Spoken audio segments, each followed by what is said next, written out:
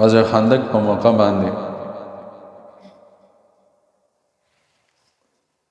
صحابه کرامو 3 میله اوږد خندق کنستو د خپل دفاع دپاره. نبی علیہ الصلوۃ والسلام بنفس نفیس صحابه کرامو سره په دې کې شریکو. د لسو کسانو جماعتونه نبی علیہ الصلوۃ والسلام جوړ کړو او هر یو کس ته دا د لسو کسانو ته دا حواله شوی دومره ځای به تاسو کنئ او دومره به جوړي. جابر رضی الله عنه وایي چې مولد النبی علیہ الصلوۃ والسلام د 3 ورځې چې نو مونږ مو نبی علیہ السلام 3 ورځې شپې هیڅ نه دی خولې ته نږدې کړي، هیڅ نه دی خوړلی. او نبی علیہ الصلوۃ والسلام یو صحابي راغی او د خېټې نه څادر لري کو یا رسول الله صلی الله علیه وسلم وای ډېر لوګې په مخ اغسته مو د ډېر لوګې د وجې مې دا د یو کاڼې تړلی. نو نبی علیہ الصلوۃ والسلام د خپل ګېډې مبارک نه څادر لري کو نبی علیہ الصلوۃ والسلام باندې دا غي نه زیاته لوګه وا. نبی علیہ السلام د یو په ځای 2 کاڼې تړلی. نو هغه صحابي چې ولیدل چې د الله حبیب زمنګ نه زیاتم لوګه کې مبتلا دی، هغه تسلی وشوه. جابر رضی الله عنه چې دا ولیدل ویمانه هغه خپل لوګه یې راشو چې د نبی علیہ السلام حالت مې ولیدل. نو ما نبی علیہ الصلوۃ والسلام نه اجازه توخته چې زله کور ته ښکاره کېږم. وایي زه لړم کور ته او بیبي ته مې ووایي چې یاره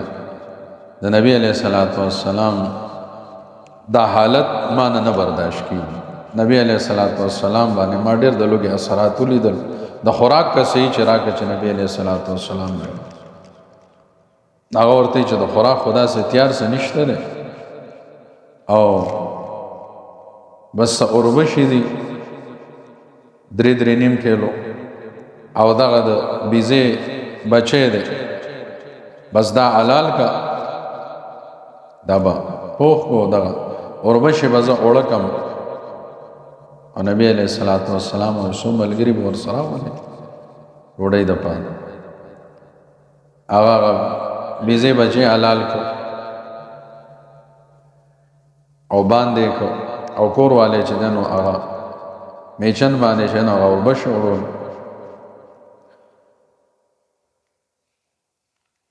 نو عزت دا ډوډۍ تیار کړو ځنه نبی علیہ الصلوۃ والسلام تمام بیبي ورته چې صبر وکړه. دا خوراک چې نو دا 4-5 کسان چې په ماړه باندې خوري 5-6 کسان به وخوري. نو الته په 415 کسان دي په خندق. نو نبی علیہ الصلوۃ والسلام ته داسې کلا راغونته کې ووایه او دا ورته وایي چې دومره خوراک هسې نه چې ټول کسان را باندې رانولي. نو بهرحال لاړ نبی علیہ الصلوۃ والسلام ته ووایي چې رسول الله صلی الله علیه وسلم تاسو له ما ډوډۍ تیاره کړې ده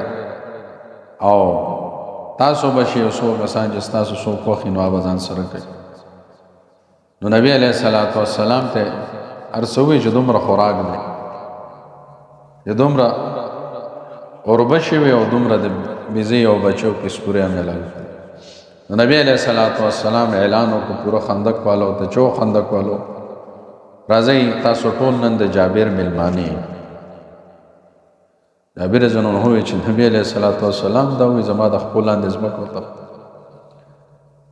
چې دا خو دومره کسان دي او خوراک خو لګ دی. په بهر حال مې الله او دا رسول خپويږي دا الله حبیب وي نبی علیہ الصلوۃ والسلام باندې غبراوي کما سو پورې چې درغلې نه ما نو کټوي نه بسر نه لري کوئی چې زه درشم نو بیا به وو وای زه مخکې لاړم وای زه تنور ځای مې برابر کړ. نبی علیہ السلام سره صحابه را روان دي جابر رضی الله عنه کور ته راغلی او ډېر پریشان او وایي څه چل دی کور والا ورته خو ډېر وایي اکه وشو ټول نبی علیه الصلاۃ والسلام خو ټول خندق والا ته وایي نو کور والا ته تا نبی علیه الصلاۃ والسلام ته ویلي چې دومره دي خوراک دومره دی وایي یا ما خو ویلي وي بیا بېغمه شه بیا بېغمه شه بیا غم مه کوو نبی علیه الصلاۃ والسلام چې راورسېده وایي کم نه کټوي نبی علیه الصلاۃ والسلام کټوي خواله لاړ سر یې ترنه لرې کړ جابر رضی الله عنه وایي نبی علیه الصلاۃ والسلام څه کلمات ووایي او بیا یې خپلې لاړې مبارکې په کټوۍ کې واچولې په کې چوف بیا ما ته وایي چې اوړه راړه نبی علیه السلام هم په ژبه مبارکه باندې څه کلمات ووایي او په هغې باندې دم کړل او بیا وایي چې یو بله زنانه هم ورسره کړه دا ډوډۍ پخوه او راړې نو هلته ډوډۍ پخېدې او نبی علیه الصلاۃ والسلام په خپلو لاسو مبارک باندې وایي لوښي راړه وایي ما تال راړه لوی لوی لوښي مې راړل نبی علیه الصلاۃ والسلام په خپل لاسو مبارکو پای کا ډوډۍ ماتوله او په یو وړوکې کاسه باندې چې نو نبی علیه السلام د هغې کټوۍ نه په خپلو لاسو مبارکو باندې سالن او غوښې راغستې او په هغې باندې اړولې وایي کېنئ لس لس کسان ورته کېنو او وایي زه هغې کټوۍ ته ګورم زما د په رب قسم وي د هغې نه یو ساس کې یو ګوټی هم نه کمیږي کسان راتلل او خوړې او نبی علیه الصلاۃ والسلام چې ډوډۍ ماتي په هغې او زه کټوۍ ته ګورم په هغې کې کمی نه راځي وایي 1400 کسانو ښه په مړه باندې وخوړه نبی علیه السلام وایي تاسو د کموالي یاره مه کوئ ښه ښه موړ کوئ وایي ټولو چې وخوړه وایي چې ما وکتل هغې کې ذره برابر کمی نه ده راغلی ډوډۍ هم هغه شانتې پخېږي اوړه هم هغه شانتې دي او کټوۍ هم هغه شان بلکل ډکه په ډکه ده څنګه چې واه وایي مونږ ټولو وخوړه زموږ د کور خلکو هم وخوړه نبی علیه الصلاۃ والسلام فرمایي موږ باندې خپل رب خوراک وکړه